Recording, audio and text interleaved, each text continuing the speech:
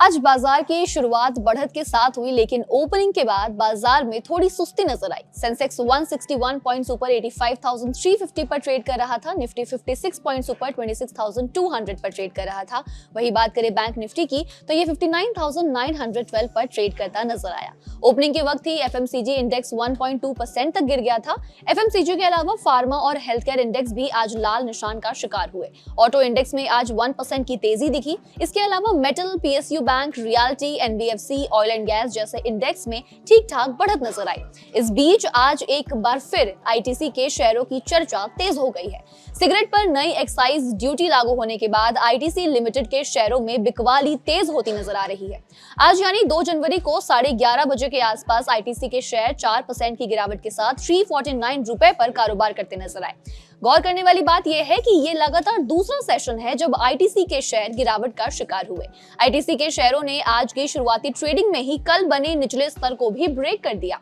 अब समझेंगे कि आखिर क्यों लगातार आईटीसी के शेयर इतना गिर रहे हैं। दरअसल दिसंबर में ही संसद ने सेंट्रल एक्साइज अमेंडमेंट बिल 2025 को मंजूरी दी थी, जिससे सिगरेट और बाकी दूसरे तंबाकू प्रोडक्ट्स पर तेज ड्यूटी बढ़ोतरी का रास्ता साफ हुआ। ये बिल सिगरेट पर लगाए गए अस्थायी लेवी की जगह लेता है। वित्त मंत्रालय के आदेश की माने तो 1 फरवरी से सिगरेट पर 40% जीएसटी के अलावा एक्साइज ड्यूटी भी लागू होगी। यानी जितनी सिगरेट की लंबाई होगी उतनी ही ड्यूटी भी लगेगी। सिगरेट की लंबाई के आधार पर यह ड्यूटी 2050 से 8,500 प्रति 1,000 स्टिक्स तय की गई है।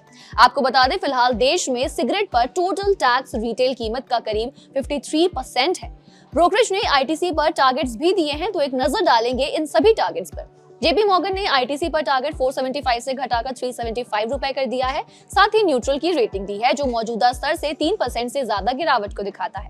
ब्रोकरेज का कहना है कि ये टैक्स के बढ़ने से आईटीसी को एनसीसीडी हटने की स्थिति में 25% से ज्यादा और एनसीसीडी बरकरार रहने पर 35% तक की औसत कीमत बढ़ानी पड़ सकती है। इससे नेट रियलाइजेशन बना रहे। इसके अलावा न्यूवामा ने आईटीसी पर होल्ड की रेटिंग देते हुए 415 का टारगेट दिया है, जो 14% के अपसाइड की ओर इशारा करता है।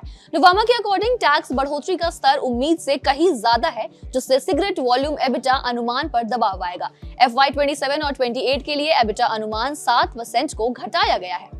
वही बात करें यूबीएस की। यूबीएस ने आईटीसी पर अपने बाय की रेटिंग को बरकरार रखा है। टारगेट प्राइस पहले 490 था, जिसे अब घटाकर 430 कर दिया गया है, जिससे 35% अपसाइड की संभावना है।